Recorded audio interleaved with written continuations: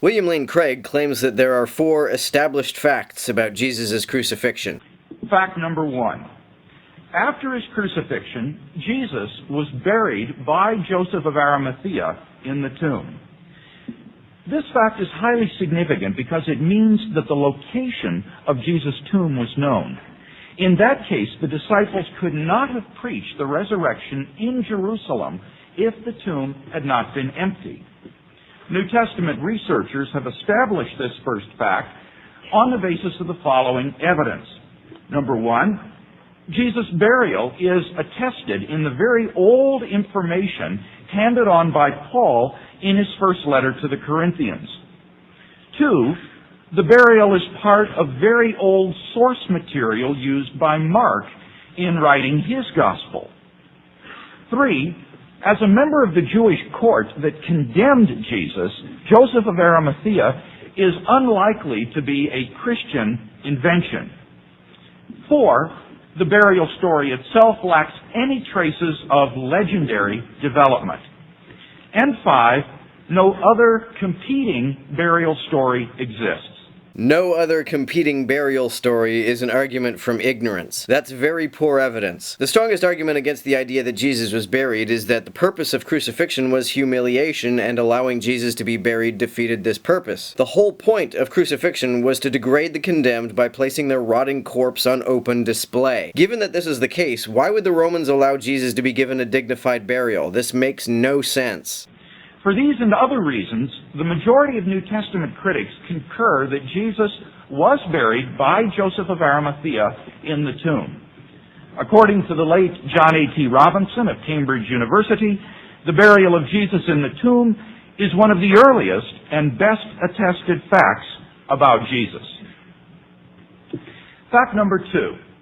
On the Sunday following his crucifixion, Jesus' tomb was found empty by a group of his women followers.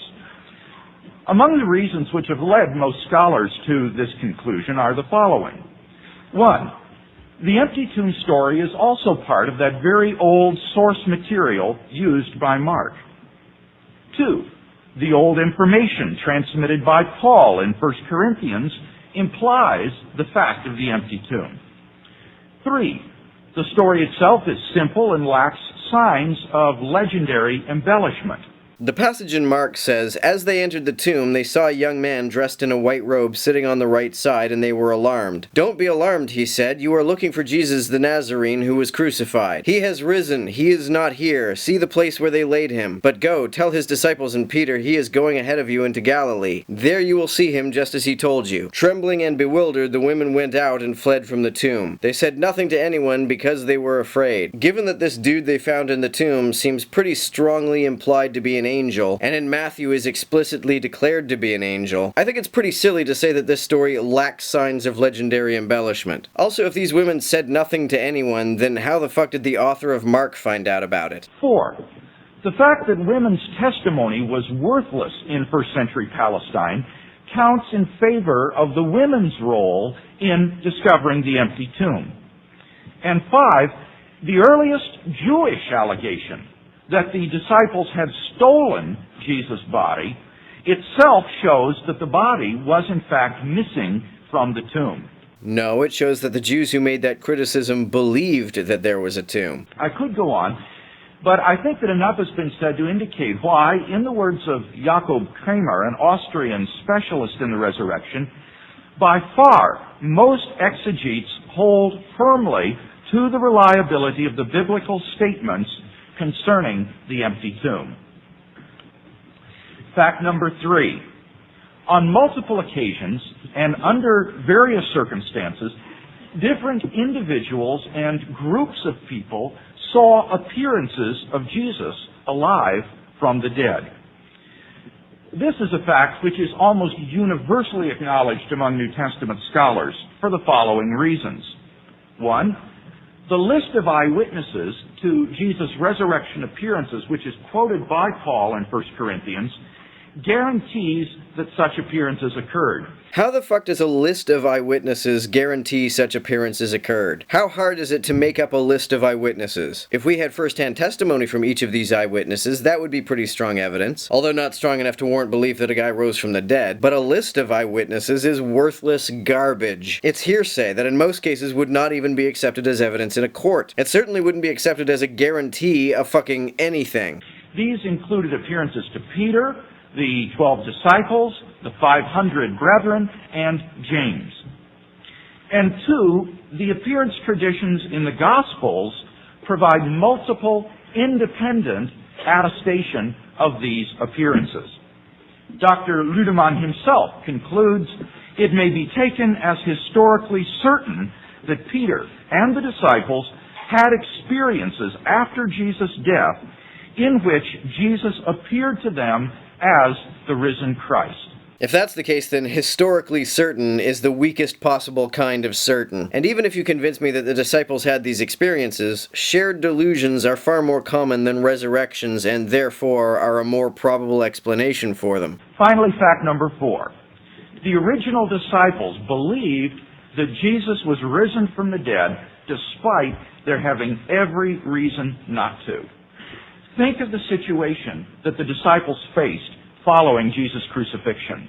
Number 1, their leader was dead.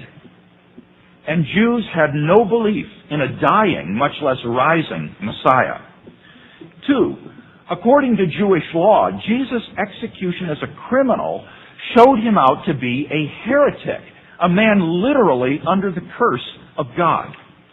And 3, Jewish beliefs about the afterlife precluded anyone's rising from the dead before the general resurrection at the end of the world.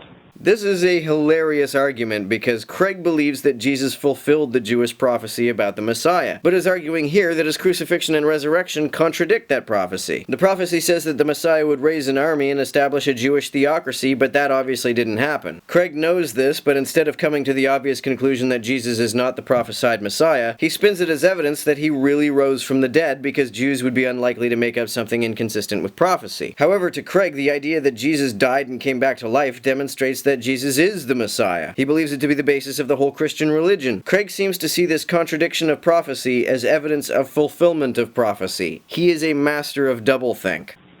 Nevertheless, the original disciples believed in and were willing to go to their deaths for the fact of Jesus' resurrection.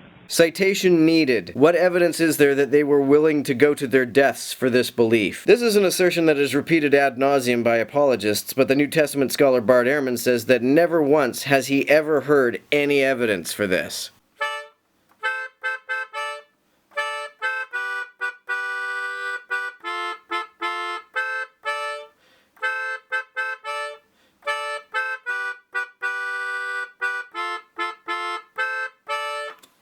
Thanks again for helping me out on Patreon.